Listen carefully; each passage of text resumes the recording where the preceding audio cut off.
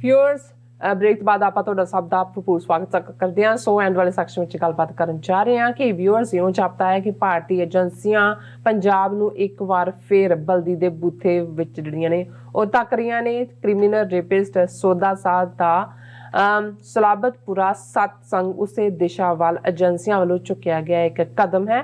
सो सिख सियासी कैदियों की रिहाई के मुद्दे ते केंद्र सरकार अते पंजाब सरकार ने पूरी तरह दाड़ वटी हुई है। सो इस बारे आप गलबात करन जा रहे हैं। सो असीं चाहांगे कि तुसां ने इसी तरह बने रहना, देखण सुनने या लिखण लई तुहाडा सब दा बहुत बहुत धन्नवाद जी। डॉक्टर साहब की विचार ने?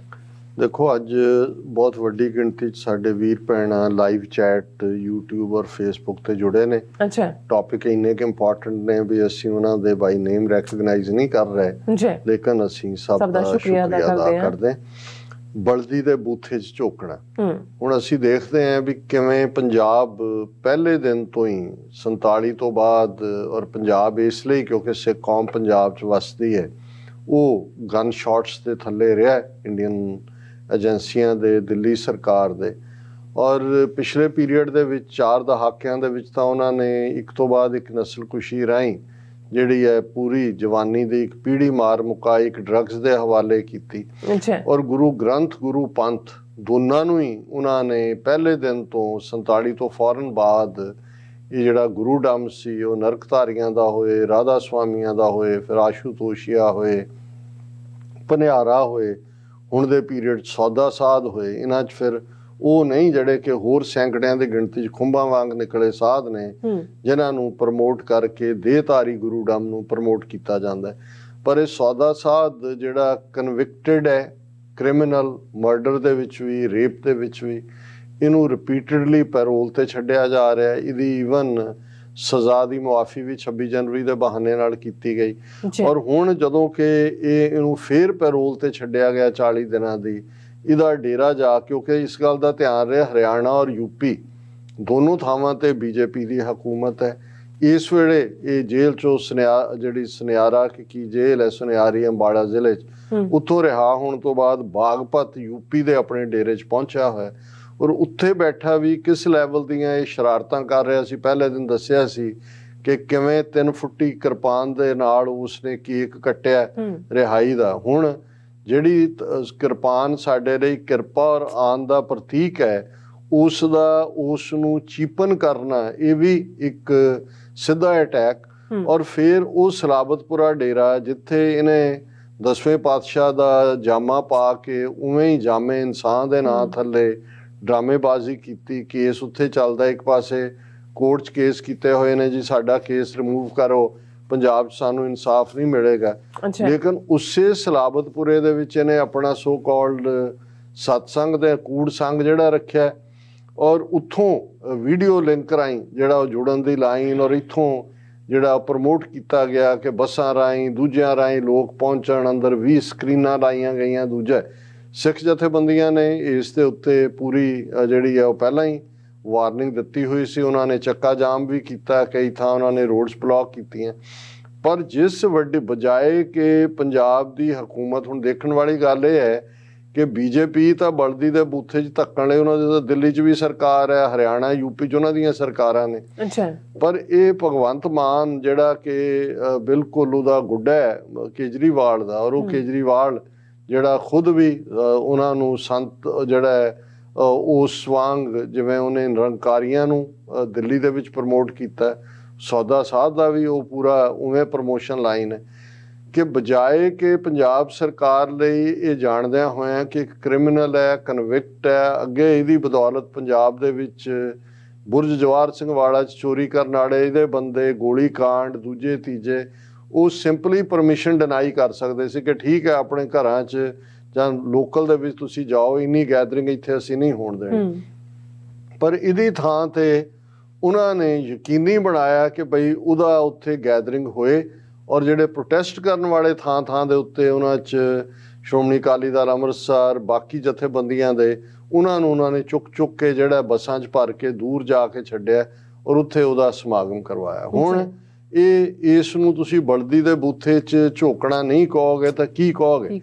दूजे पासे हज़ारां दी गिणती दे विच सिख हर रोज़ ਇਨਸਾਫ ਮੋਰਚੇ ਦੇ ਉੱਤੇ, ਕੌਮੀ ਇਨਸਾਫ ਮੋਰਚਾ ਕਿ ਭਾਈ ਤੁਸੀਂ ਰਿਲੀਜ਼ ਕਰੋ। ਜਦੋਂ ਅਸੀਂ ਬੰਦੀ ਸਿੰਘਾਂ ਦੀ ਗੱਲ ਕੀਤੀ ਤਾਂ ਸਾਡੇ ਇੱਕ ਦੋ ਵੀਰਾਂ ਨੇ ਪੁੱਛਿਆ ਕਿ ਜੀ ਉਹਨਾਂ ਦੀ ਜੇ ਤੁਸੀਂ ਵੇਰਵਾ ਦੇ ਦਿਓ ਜਿਨ੍ਹਾਂ ਨੂੰ ਉਹਨਾਂ ਨੇ ਇਸ ਵੇਲੇ ਜਿਨ੍ਹਾਂ ਦੀ ਰਿਲੀਜ਼ ਲਈ ਗਲਾਇਆ ਹੋਇਆ, ਤੇ ਉਹਦੇ 'ਚ ਮੈਂ ਇਹ ਦੱਸਦੇ ਹਾਂ ਕਿ ਭਾਈ ਜਿਹੜੇ ਮੇਨ 9 ਸਿੰਘ ਨੇ ਜਿਨ੍ਹਾਂ ਦਾ ਉਹਨਾਂ ਦੀ ਮੰਗ ਹੈ ਕਿ ਇਹਨਾਂ ਨੂੰ ਰਿਹਾ ਕਰੋ। ਵੀਰ ਗੁਰਦੀਪ ਸਿੰਘ ਖੇੜਾ, ਇਹ 32 ਸਾਲ ਤੋਂ ਜੇਲ੍ਹ 'ਚ ਨੇ, ਜਦੋਂ ਕਿ ਜਿਹੜੀ ਉਮਰ ਕੈਦ ਵੀ ਹੁੰਦੀ ਹੈ ਉਹ 14 ਸਾਲ ਤੇ ਮੁੱਕ ਜਾਂਦੀ ਹੈ।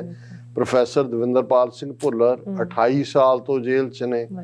ਭਾਈ ਬਲਵੰਤ ਸਿੰਘ ਰਾਜੋਆਣਾ ਉਹ 27 ਸਾਲ ਤੋਂ ਜੇਲ੍ਹ 'ਚ ਨੇ। ਲਖਵਿੰਦਰ ਸਿੰਘ ਲੱਖਾ 27 ਸਾਲ ਤੋਂ ਜੇਲ੍ਹ 'ਚ ਨੇ। ਗੁਰਮੀਤ ਸਿੰਘ 27 ਸਾਲ ਬਿਹਾਈਂਡ ਬਾਰਸ ਹੋ ਗਏ ਨੇ। ਸ਼ਮਸ਼ੇਰ ਸਿੰਘ 27 ਸਾਲ ਹੋ ਗਏ ਨੇ। ਜਗਤਾਰ ਸਿੰਘ ਹਵਾਰਾ ਜਿਨ੍ਹਾਂ ਨੂੰ 2015 ਦੇ ਸਰਬੱਤ ਖਾਲਸਾ ਨੇ ਅਕਾਲ ਤਖਤ ਸਾਹਿਬ ਦਾ ਜਥੇਦਾਰ ਥਾਪਿਆ, 27 ਸਾਲ ਤੋਂ ਜੇਲ੍ਹ 'ਚ ਨੇ। ਪਰਮਜੀਤ ਸਿੰਘ ਭਿਓਰਾ 25 ਸਾਲ ਤੋਂ ਜੇਲ੍ਹ 'ਚ ਨੇ। ਔਰ ਜਗਤਾਰ ਸਿੰਘ ਤਾਰਾ ਜਿਨ੍ਹਾਂ ਦੇ ਉੱਤੇ ਹੁਣ ਕੇਸ ਚੱਲ ਵੀ ਰਿਹਾ ਦੂਸਰਾ, ਉਹ 17 ਸਾਲ ਤੋਂ ਜੇਲ੍ਹ ਦੇ ਵਿੱਚ ਨੇ।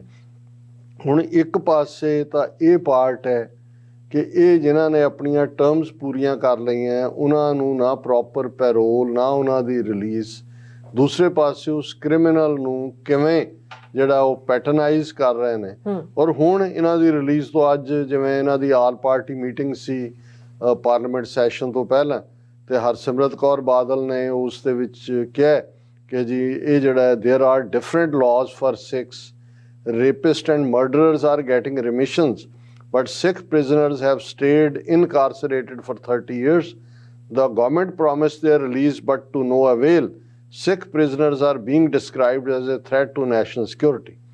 ਪੜ੍ਹਨ 'ਚ ਬੜੀ ਮਜ਼ਬੂਤ ਸਟੇਟਮੈਂਟ ਲੱਗਦੀ ਹੈ ਕਿ ਬੀਬੀ ਹਰਸਿਮਰਤ ਕੌਰ ਬਾਦਲ ਕਹਿ ਰਹੀ ਹੈ ਕਿ ਇਸ ਮੁਲਕ ਦੇ ਵਿੱਚ 2 ਕਾਨੂੰਨ ਨੇ, ਸਿੱਖਾਂ ਲਈ ਵੱਖਰਾ ਔਰ ਉਹਨਾਂ ਨੂੰ ਸਿੱਖਾਂ ਨੂੰ ਜੇਲ੍ਹਾਂ 'ਚ ਤਾੜਿਆ ਹੋਇਆ, ਬਾਕੀ ਰੇਪਿਸਟ ਔਰ ਮਰਡਰ ਛੱਡੇ ਜਾ ਰਹੇ ਨੇ ਔਰ ਇਹ ਸਿੱਖਾਂ ਦੇ ਨਾਲ ਜਿਹੜਾ ਹੈ ਇਹ ਧੱਕਾ ਹੋ ਰਿਹਾ।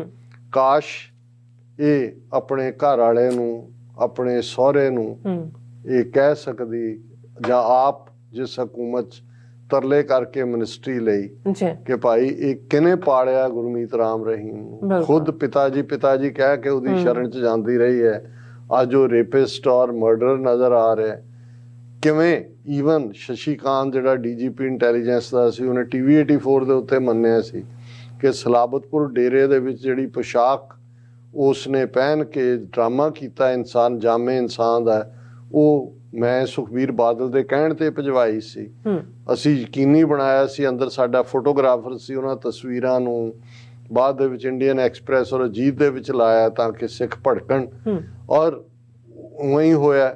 ਔਰ ਜਦੋਂ ਜਿਹੜਾ ਇਹਨਾਂ ਦੇ ਖਿਲਾਫ ਗੁਰਮਤਾ ਵੀ ਹੋ ਜਾਂਦਾ ਹੈ ਕਿ ਭਾਈ ਇਹਨੂੰ ਜਿਹੜਾ ਹੈ ਉਹ ਤਲਬ ਕੀਤਾ ਜਾਏ, ਤੇ ਕਿਵੇਂ ਬਾਦਲਾਂ ਨੇ ਉਹਨੂੰ ਮਾਫੀ ਦਵਾਈ ਔਰ ਕਿਵੇਂ ਮਾਫੀ ਦਿਵਾਉਣ ਦੇ ਖਿਲਾਫ ਜਦੋਂ ਸਿੱਖਾਂ ਦੇ ਵਿੱਚ ਗੁੱਸਾ ਆਇਆ ਤੇ 90 ਲੱਖ ਰੁਪਈਆ ਸ਼੍ਰੋਮਣੀ ਕਮੇਟੀ ਦੇ ਖਾਤੇ 'ਚੋਂ ਕਢਵਾ ਕੇ ਅਖਬਾਰਾਂ ਦੇ ਵਿੱਚ ਐਡਵਰਟਾਈਜ਼ਮੈਂਟ ਲਵਾਈਆਂ ਗਈਆਂ ਥਾਂ ਤੇ ਕਿ ਬਹੁਤ ਚੰਗਾ ਕੰਮ ਕੀਤਾ ਹੈ, ਬਹੁਤ ਪੀਸ ਲਈ ਬੜਾ ਜ਼ਰੂਰੀ ਹੈ। ਫਿਰ ਬੀਬੀ ਹਰਸਿਮਰਨ ਜੀ, ਤੁਹਾਡੇ ਪਤੀ ਦੇਵ ਸੁਖਬੀਰ ਬਾਦਲ ਨੇ ਇਸ criminal the picture so called Messenger of God ਕਿਵੇਂ ਜਿਹੜੀ ਹੈ ਪੰਜਾਬ ਦੇ ਵਿੱਚ ਰਿਲੀਜ਼ ਕਰਵਾਈ। ਤੁਹਾਡੇ ਇੰਨੇ ਕੁ ਗੁਨਾਹ ਨੇ ਕਿ ਸਭ ਕੁਝ ਗੁਨਾਹ ਦੇ ਨਾਲ ਹੀ ਕਾਲਾ ਹੋਇਆ। ਸੋ ਇਹ ਹੁਣ ਡਰਾਮੇਬਾਜ਼ੀ ਕਿ ਜੀ ਦੇਖੋ ਸਿੱਖਾਂ ਲਈ ਹੋਰ ਕਾਨੂੰਨ, ਤੁਹਾਡੇ ਲਈ ਅੱਜ ਤੁਸੀਂ ਇਰਰੈਲੇਵੈਂਟ ਹੋ ਗਏ ਹੋ, ਪਰ ਅਨਫੋਰਚੂਨੇਟਲੀ ਤੁਸੀਂ ਖੁਦ ਇਰਰੈਲੇਵੈਂਟ ਹੁੰਦਿਆਂ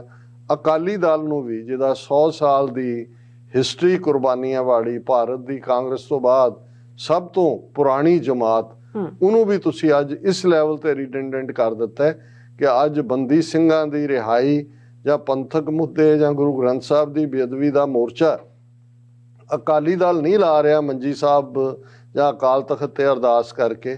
ਅੱਜ ਉਹ ਮੋਹਾਲੀ ਔਰ ਚੰਡੀਗੜ੍ਹ ਦੀਆਂ ਬਰੂਹਾਂ ਦੇ ਉੱਤੇ ਉਹ ਮੋਰਚਾ ਜਿਹਦਾ ਕੋਈ ਲੀਡਰ ਨਹੀਂ ਹੈ, ਜਿਸ ਨੂੰ ਸਿੱਖ ਸੰਗਤਾਂ ਆਪ ਮੁਹਾਰੇ। ਔਰ ਇਹ ਗੱਲ ਮੈਨੂੰ ਬੜੇ ਇੱਕ ਪ੍ਰੋਮੀਨੈਂਟ ਜਿਹੜੇ ਐਨਾਲਿਸਟ ਨੇ ਉਹਨਾਂ ਨੇ ਕਿਹਾ ਜੀ ਇਹ ਜਿਹੜਾ ਜਲਵਾ ਉੱਥੇ ਦੇਖਣ ਜਾ ਰਿਹਾ ਜਿਵੇਂ ਕਿਸਾਨ ਮੋਰਚੇ ਦਾ ਕੋਈ ਲੀਡਰ ਨਹੀਂ ਸੀ, ਕਹਿਣ ਨੂੰ ਭਾਵੇਂ 34 ਕਾਮਰੇਡ ਜਥੇਬੰਦੀਆਂ ਸੀ, ਉਹ ਆਪ ਮੁਹਾਰਾ ਵਹਿਣ ਸੀ। ਉਹਨਾਂ ਨੇ ਕਿਹਾ ਜੀ ਇਹੀ ਜਲਵਾ ਮੈਂ ਇਸ ਕੌਮੀ ਇਨਸਾਫ ਮੋਰਚੇ 'ਚ ਦੇਖਿਆ। ਬੇਸ਼ੱਕ ਸਤਿਕਾਰਤ ਸ਼ਖਸੀਅਤਾਂ, ਹਵਾਰਾ ਜੀ ਦੇ ਧਰਮ ਪਿਤਾ ਜਾਂ ਅਮਰ ਸਿੰਘ ਚਾਹਲ ਜਾਂ ਪਾਲ ਸਿੰਘ ਫਰਾਂਸ, ਦੂਜੇ ਉਹ ਤੁਹਾਨੂੰ, ਪਰ ਉਹਨਾਂ ਨੇ ਕਿਹਾ ਜੀ ਇਹ ਸੰਗਤਾਂ ਦਾ ਵਹਿਣ ਹੈ ਜਿਹੜਾ ਕਿ ਦੱਸ ਰਿਹਾ, ਡਿਫਾਈਨ ਕਰ ਰਿਹਾ।